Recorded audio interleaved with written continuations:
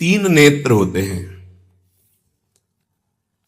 एक होते हैं ये चक्षु इंद्रिय, जिसे आप देख रहे हैं, नेत्र कहते हैं।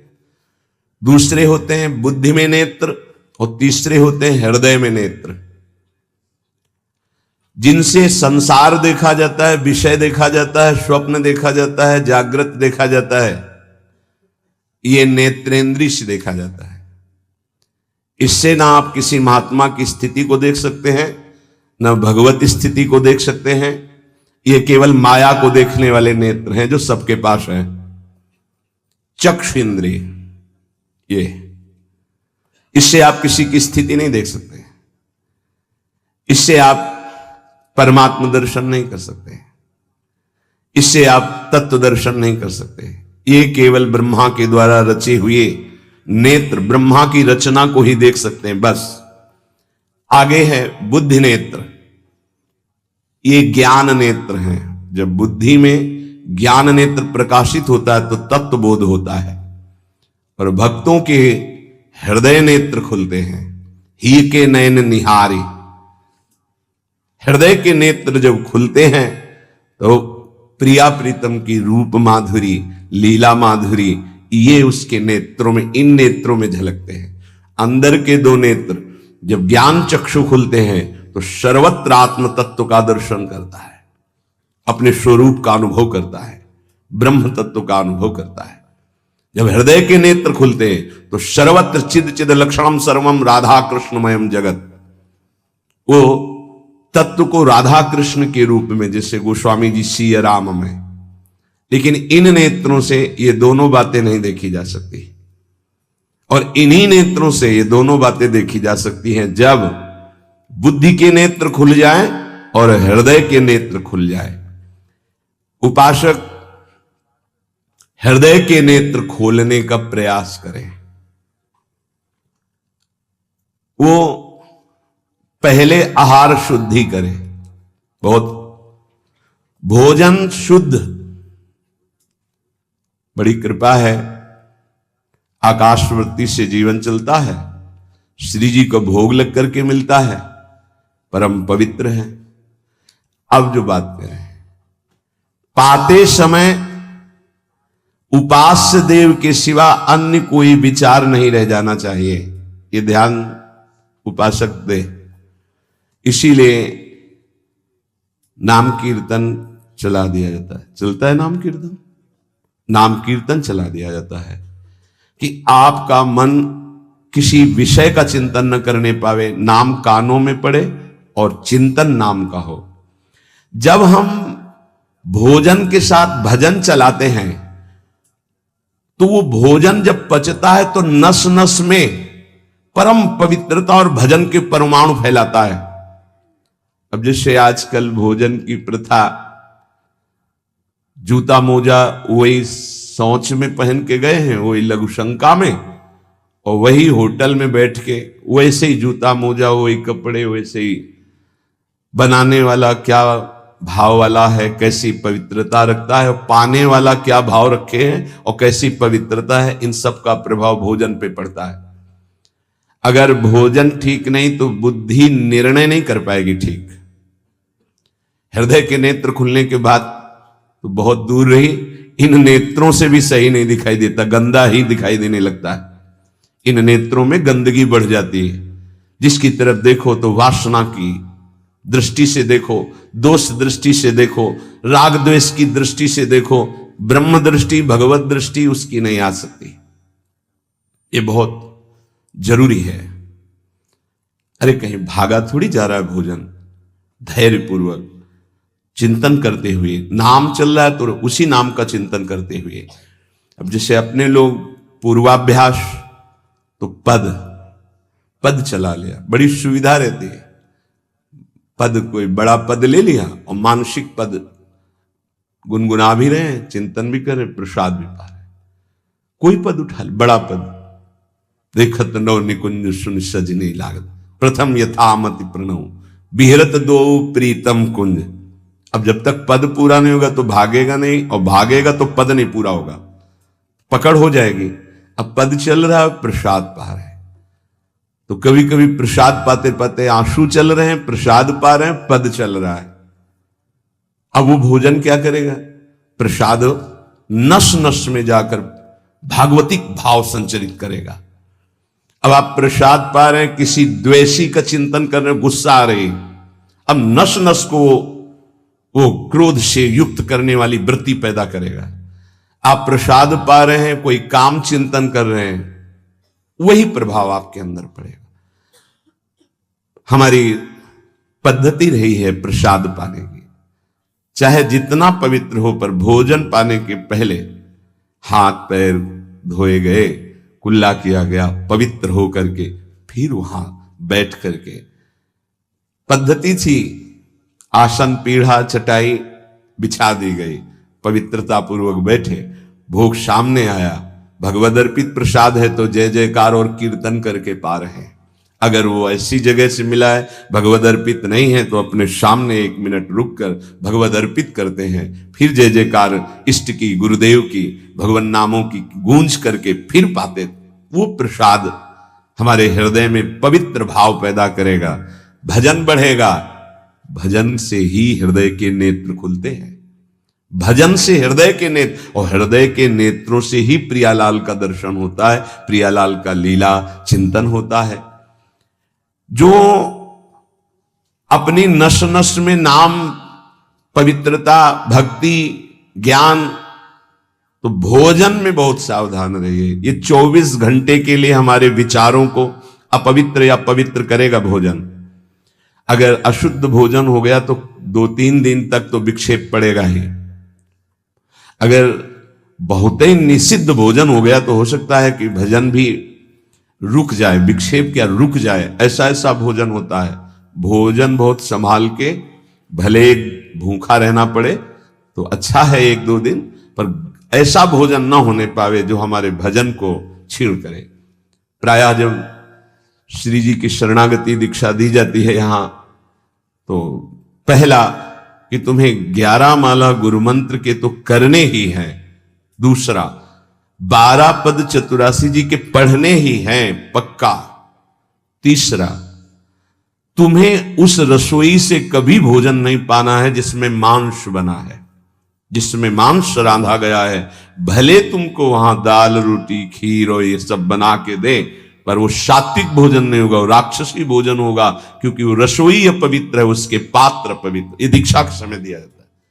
चौथा, जो तुम्हारे उपासना की, इष्ट की, गुरुदेव की, संतों की, भगवत स्वरूपों की निंदा करे, वो चाहे रिश्तेदार, नातेदार, चाहे कोई भी हो, हम उससे संभाषण बैठकर नहीं करेंगे। कान में उंगली डालकर राधा राधा बोलकर चले जाएंगे। ये दीक्षा के समय शिक्षा दी जाती है। यदि आप अपने कुसंग को नहीं त्याग सके, भोजन का सुधार नहीं कर सके, तो भजन में रुचि नहीं होगी। ध्यान रखना, हम जैसा अन्न पाते हैं वैसा मन बनता है, जैसा मन होता है वैसे ही चिंतन होता है। हमें हृदय के नेत्र खोलने हैं, तो हमें आहार पवित्र करना है। पवित्र आहार पवित्र चिंतन के साथ हमें पाना है, ऐसे जल्दीबाजी नहीं।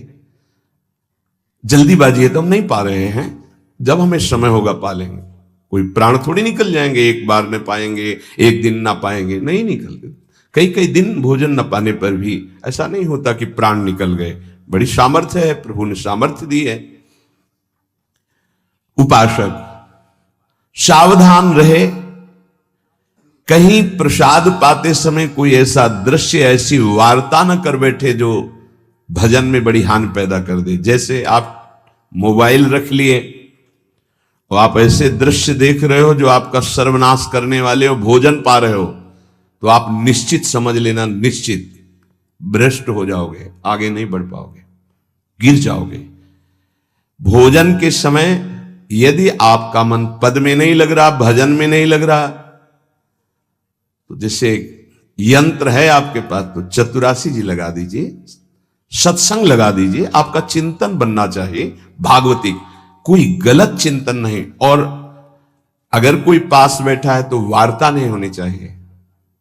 भोजन के समय वार्ता निषेध है, वो वार्ता का समय नहीं, वो एकाग्रता पूर्वक पूरे 24 घंटे के लिए हम अपने विचार पावन करने के लिए बिल्कुल मौन होकर के भगवत चिंतन या भगवत श्रवण करते हुए प्रसाद पावे। आप सब आज से ये नियम ले लें, केवल परोसने वाले की आवाज सुनाई देनी चाहिए। श्री जी का प्रसाद जो आप परोस रहे हैं उसका उच्चारण करते हुए आपको प्रसाद, रोटी प्रसाद चाहिए तो वो पूछ सकते हैं। इसके अलावा पाने वाले की आवाज बस जी दे दीजिए, इससे ज्यादा कोई शब्द नहीं आना चाहिए। देखो, अगर प्रार्थना मानोगे तो आप आगे परमार्थ में बढ़ोगे। जो प्रसाद पाने का समय है वो बहुत 24 घंटे के भजन के लिए बहुत कीमती बात है। अगर उस समय आपका कोई प्रपंच वार्ता, कोई लौकिक वार्ता, राग द्वेष वार्ता, बिल्कुल नहीं, मौन आज से नियम रख लो। दे दीजिए ये शब्द उच्चारण और ले लीजिए प्रसाद ये शब्द, इसके अलावा और कोई शब्द नहीं होना चाहिए। अगर आप हमारी प्रार्थना नहीं मानते हैं तो ये अपराध होगा, आज्ञा का उल्लंघन होगा और वो आपके लिए बहुत ही हानिकारक होगा, जो आपकी बुद्धि को क्षय करेगा। इसलिए प्रार्थना है, आप प्रसाद पाते समय सब मौन का आश्रय, केवल स्वीकृति हां दे दीजिए और प्रसाद बांटने का जो उच्चारण है या अमुक प्रसाद ले लीजिए। बस इस नाम कीर्तन चलता है, नाम कीर्तन सुनिए, या आपकी क्षमता है तो उस समय नाम जप करते हुए प्रसाद पाइए। जिस जगह पर संत सेवा होती है, नाम कीर्तन होता है, ठाकुर सेवा होती है और परस्पर बैठ करके भगवत वार्ता होती है, उस जगह सारे तीर्थ अपने आप आ जाते हैं।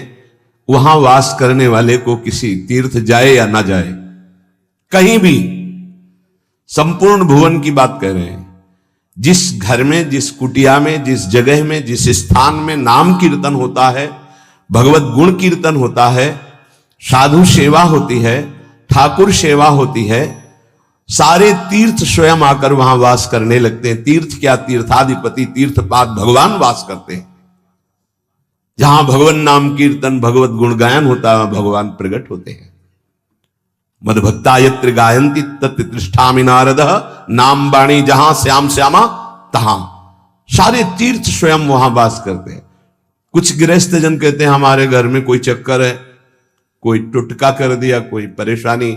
हम कह रहे हैं नाम कीर्तन कीजिए, ठाकुर सेवा घर में विराजमान कीजिए, 30 मिनट बैठ करके भगवत चर्चा कीजिए। हिंदी आती है, संस्कृत आती, जो जैसे भी आप, भागवत है, गीता जी है, रामायण जी है, भगवत चर्चा गुणगान कर रहे हैं प्रभु को। उस घर में कोई अमंगल, कोई भूत प्रेत, कोई चक्कर, ऊपरी नीचरी कोई बाधा, ग्रह नक्षत्र कुछ नहीं, किसी को समझ नहीं आती कैसे सर्व मंगलमय भगवान का नाम समस्त पापों का नाश करके महामोद प्रकाशित करता है। अरे जहां एक भक्त बैठ करके नाम जब कीर्तन करता है और जहां पूरा परिवार बैठकर नाम कीर्तन करे, उसका कितना प्रभाव होगा। एक भक्त करे तो उसके प्रभाव का वर्णन होता है। पूरा परिवार नाम कीर्तन कर रहा है, पूरा परिवार ठाकुर सेवा में बैठ करके 5 मिनट ही सही, आरती पूजा प्रणाम नमस्कार, पूरा परिवार 30 मिनट बैठकर भगवत चर्चा सुन रहा है, कोई एक भगवत चर्चा कर रहा है, वो तीर्थ है घर। फिर ये तो परम धाम है, यहां तो महामोद मंगलमय है, यहां तो अखंड नाम कीर्तन भगवत चर्चा सब चलती ही रहती। आपको सावधान रहना, जो एक बार आदेश हो जाए उसका उल्लंघन ठीक नहीं है और उसको तत्काल लागू किया जाए। अगर नहीं किया जाता तो उसे प्रमाद स्थिति कहते हैं और फिर बुद्धि भ्रष्ट हो जाती है। कोई भी, चाहे वो साध्वी हो या उपासक हो, साधु हो, आज्ञा का उल्लंघन करने का स्वभाव ना डाले, नहीं तो प्रमाद स्थिति घसीट ले जाएगी। आज से जहां प्रसाद पाना प्रारंभ होता है और प्रसाद आचमन करने तक मौन, फिर हमें वार्ता ही किसी से करनी। प्रसाद पाने के समय वार्ता, ये तो हमें बात समझ में ही नहीं आई। उस समय कौन सी संगोष्ठी होती है, उस समय कौन सा प्रसंग होता है प्रिया प्रीतम के लीला चरित्र का। उस समय तो हम प्रसाद का स्वाद लेते हैं, उच्छिष्टामृत भुक्त वैव, प्यारी जू ने पाया है, और नाम कीर्तन करते हैं। तो हमारे हृदय के नेत्र खुलेंगे, तभी तो हमारी भजन में रुचि बढ़ेगी। जब हमारा प्रसाद पाते समय भजन होगा, बहुत ध्यान देने की बात है ये। अगर प्रसाद पाते समय प्रपंच, तो 24 घंटे प्रपंच चिंतन चलेगा। अगर प्रसाद पाते समय राग द्वेष की चर्चा, काम क्रोध की वार्ता, तो हृदय मलिन हो जाएगा। हम प्रसाद पाते हैं पवित्रता के लिए, प्राण पोषण के लिए, तो प्राण पोषण और पवित्रता दोनों होगी भगवत चिंतन से। केवल प्राण पोषण हुआ, बुद्धि अपवित्र हो गई तो फायदा क्या। जो नाम जप करता है उसको कभी ये चिंता नहीं करनी कि अब हमारे जो पूर्व पाप हैं वो कैसे नष्ट होंगे। वज्रम पाप मही भृताम, जैसे पर्वत को चूर चूर करने के लिए देवराज इंद्र जब वज्र का प्रहार करते हैं तो वो धूल हो जाता है, ऐसे पहाड़ जैसे भी पाप हों और नाम जप कर रहे तो नाम जप क्या करता है, वज्र के समान उस पहाड़ जैसे पाप पर टूट पड़ता है और उसे धूल धूसरित कर देता है। वज्रम पाप मही भृताम, हमें नाम पर ध्यान देना है। कैसे नाम जब छूट जाता है उपासक होकर भगवत प्राप्ति का लक्ष्य बना के, और तुम्हें चैन है, इसका मतलब है आपका लक्ष्य भी भजन भगवत प्राप्ति नहीं बना। नहीं तो चैन के तद विस्मरणेन परम व्याकुलते थी। भगवत द्रोद्रेकस्य सिद्धौषधम, ये नाम संसार रोग के आवेश को शांत करने की सिद्ध औषधि है। जासु नाम भव भेषज, ये भगवान नाम ये भव रोग की अचूक औषधि है। अर्थात नाम जापक को भी ये भी चिंता नहीं करने की हमारा कल्याण होगा कि नहीं। नाम चल रहा है, ये हमें भव समुद्र से पार ही नहीं, भव समुद्र को सुखा देगा। नाम लेत भव सिंधु सुखाही, करो विचार सुजन मन माही। पाप के पर्वत को वज्र की तरह नाम टूटकर धूल धूसरित कर देता है और भव समुद्र को सुखा देता है। पार जाने की जरूरत ही नहीं, खत्म ही हो जाता है, कल्याण की चिंता नहीं। मिथ्या ज्ञान निशा विशाल तमसस तिगमांशु बिंबोदय, ये नाम अज्ञान रूपी घोर अंधकारमयी रात्रि के नाश के लिए भगवान भुवन भास्कर सूर्य के समान है। उपासक को भी यह भी चिंता नहीं करनी कि हमें तो कोई ज्ञान नहीं है, हमारे अंदर तो अभी बड़े आकर्षण है संसार के, अविद्या है। बिल्कुल चिंता मत करो। नाम जब चल रहा तो जैसे घोर अंधकार रात्रि में है, सूर्य उदय होते ही वो सब नष्ट हो जाता है, ऐसे ही नाम जापक के हृदय का अज्ञान अंधकार नष्ट करने के लिए भगवान नाम सुंदर ज्ञान प्रकाश कर देते हैं। अन्य उसे कोई पढ़ने लिखने की आवश्यकता नहीं पड़ेगी। नाम जब से अपने, जैसे कल आप सत्संग में ध्यान दीजिए सुन रहे थे कि जिसका अंतःकरण शुद्ध हो जाता है, जो राग द्वेष रहित महात्मा है, बिना पढ़े सारे वेदों का अर्थ उसके हृदय में स्फुरित हो जाता है। मिथ्या ज्ञान निशा विशाल तमसस तिगमांश बिंबोदय, अज्ञान रात्रि के घनीभूत अंधकार के नाश के लिए प्रभु का नाम सूर्य के समान है। क्रूर क्लेश मही रुहा मूर्तर ज्वाला जटालह सिखी, ये क्रूर कर्म कराने वाले काम क्रोध लोभ मोह मद मत्सर, इनका जंगल है। इस जंगल को नष्ट करने के लिए दावाग्नि के समान नाम है, इसको भस्म कर देगा, सारे विकारों को भस्म कर देगा नाम।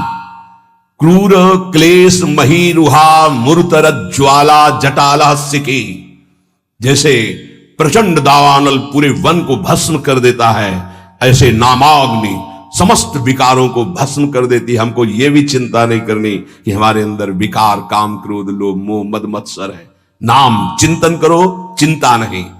द्वारम निर्वृत्ति सन्मनो विजयते कृष्णेति वर्णद्वयम, ये परम शांति परमानंद का द्वार खुल गया यदि जिह्वा पे कृष्ण कृष्ण कृष्ण राधा राधा राधा राम कृष्ण हरि, जो नाम गुरुदेव ने दिया, अगर वो नाम चल रहा है तो अब चिंता भी नहीं करनी कि हमारा परम पद मिलेगा, कल्याण होगा कि नहीं। नहीं, द्वार में प्रवेश कर गए, जिह्वा पे नाम मतलब द्वार में प्रवेश कर गए। महाराज जी, लोग तो कहते हैं कि जिह्वा से नाम जप करने से कोई लाभ नहीं मिलेगा। कहते कर में तो माला फिरे, जीव फिरे मुख माही, मनुआ तो चहुं दिस फिरे, यह तो सुमिरन नाहि। कुछ लोग कहते हैं हाथ में माला चल रहा है, जीभ में नाम चल रहा है, मन संसार में घूम रहा है, इससे तो कोई लाभ मिलेगा नहीं। तो महाराज जी, प्रायः नाम जब तो ऐसे ही होता है प्रारंभ में, तो उसको तो कोई फल ही नहीं मिलेगा।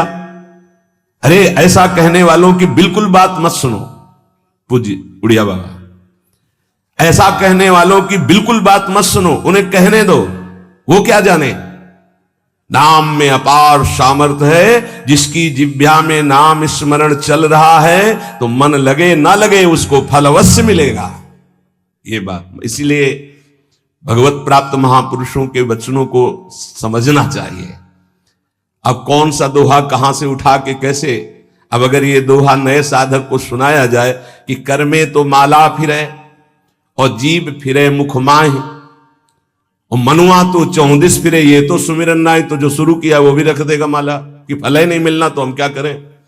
पूज्य राधा बाबा, तुम चिंता मत करो, तुम मशीन की तरह जीभ से शुरू करो राधा कृष्ण राधा कृष्ण राधा कृष्ण राधा, बाबा के वचन, फिर तुम देख लेना। गोस्वामी जी कह रहे तुम चिंता मत करो, राम नाम मणिदीप धर जीह देहरी द्वार, तुलसी भीतर बाहरो जो चाह सुझिया। हमको वो बात समझनी है जो बड़े बड़े महापुरुष कह रहे हैं। ऐसे लोगों की बात देखो, बाबा ने पहला शब्द उत्तर में ऐसे कहने वालों की बिल्कुल बात मत सुनो, उन्हें कहने दो, क्या जाने नाम में कितनी अपार सामर्थ्य है।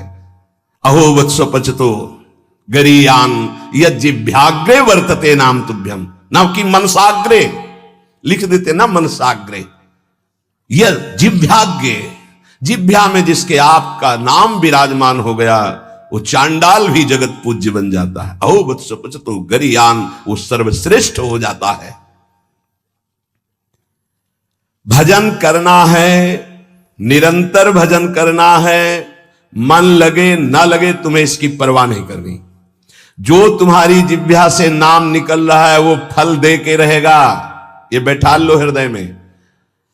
केवल जिह्वा से तुम भजन करना प्रारंभ करो, फिर देखना मन लगने की बात जाने दो, मन नाम में हो जाएगा, अपने आप नाम में हो जाएगा। जब हम अधिक समय तक विषय चिंतन करते हैं तो मन विषय में हो जाता है, जब अधिक समय तक हम नाम जपते हैं तो मन नाम में हो जाता है। इसलिए तुम ऐसी बातें मत सुनो, निरंतर नाम जपने का अभ्यास जिह्वा से ही करो, तुम्हारा मन भगवदाकार हो जाएगा। तो महाराज जी सुनते हैं भगवदाकार वृत्ति बड़ी महिमामयी है, तो ये कैसे आती, कैसे भगवदाकार वृत्ति आती है? तीव्र अभ्यास और निरंतर स्मरण से। जब क्षण क्षण में वृत्ति हमारी भोगों की तरफ जाती है, उस वृत्ति को हटाकर हम नाम में लगाते हैं तो नामाकार वृत्ति, एक एक वृत्ति जब नाम में लगने लगती, नामाकार वृत्ति प्रभु के रूप में लगने लगती है तो भगवदाकार वृत्ति, तत्व चिंतन में लगती है तो ब्रह्माकार वृत्ति। इसलिए विशेष प्रयत्नशील उपासक वृत्तियों को भगवदाकार कर लेता है। प्रयत्नशील, बार बार मन संसार में जा रहा है, उसे हटाकर नाम में लगाते हैं, बार बार नाम में लगाते हैं, धीरे धीरे वृत्तियां नाम में हो जाती हैं। जब स्वतः एक एक वृत्ति नाम में हो जाती है तो भगवदाकार, मंत्राकार, नामाकार, ब्रह्माकार ऐसे शब्दों से कहा जाता है। ये केवल बातें बनाने से नहीं होता, पुरुषार्थ, तुम्हें भगवत कृपा से सामर्थ्य मिली है ऐसी। उपासक प्रधानता कृपा की मानता है, अपने पुरुषार्थ की नहीं। पूरा प्रयास करके भगवदाकार वृत्ति का, और फिर उसमें देखता है कि बड़ी कृपा है, ये जो पुरुषार्थ हो रहा है ये गुरु कृपा से हो रहा है, ये भगवत कृपा से हो रहा है। भगवान की आज्ञा समझकर पुरुषार्थ करे और उससे लाभ हो तो भगवत कृपा समझे। आपका तात्पर्य यही है ना? हाँ हाँ, यही सिद्धांत है, ऐसा ही करना चाहिए, ऐसा करने से अभिमान नहीं होता। क्या कि प्रभु की आज्ञा है कि मनुष्य जन्म में भगवत प्राप्ति करे, गुरु की आज्ञा है कि इस उपासना के करने से भगवत प्राप्ति होती। तो हमें जितना पुरुषार्थ मिला है, सामर्थ्य मिली, हम पूरी सामर्थ्य लगाकर साधना करते हैं, नाम जप करते हैं, पर हम ये देखते हैं कि ये सब भगवत कृपा से हो रहा है। प्रभु की कृपा से ही हमारी भजन मार्ग में रुचि हुई, भजन बना, पुरुषार्थ बना, इस सब कृपा से। तो अभिमान नहीं आएगा। महाराज जी आप तो नाम जपने के लिए कह रहे हैं, लेकिन बहुत से विद्वान लोग नाम नहीं जपते। क्यों नहीं जपते? भैया नाम जप करना तुमने कोई साधारण समझ रखा है? भगवत कृपा के बिना भगवान नाम नहीं लिया जा सकता। हरिवंश कृपा हरिवंश कहें, हरिवंश कहें, हरिवंश लहें। हरिवंश कृपा हरिवंश कहें, हरिवंश कहें, हरिवंश लहें। हरिवंश की कृपा से श्री हरिवंश जो श्री हरिवंश कहते हैं, उनको हरिवंश की प्राप्ति होती है। अर्थात वृंदावन में विराजमान सहचरियों के मध्य में श्यामा श्याम हा हरि रा राधा बा वृंदावन सा सहचरी, उनकी प्राप्ति होती है। हम राधा राधा बोल रहे तो किशोरी जी बुलवा रहे इसलिए बोल रहे, कृष्ण कृष्ण बोल रहे तो जेई कृष्ण ते नाम, मानो साक्षात भगवान कृष्ण नाम से स्फुरित हो रहे, साक्षात प्रिया जो राधा नाम से हमारी जिह्वा में विराजमान। तो ये जरूरी थोड़ी है कि विद्वान है तो भगवत कृपा पात्र ही है। भगवन नाम भगवत कृपा पात्र जन जपते हैं। भगवत कृपा के बिना नाम नहीं निकल सकता जिह्वा से।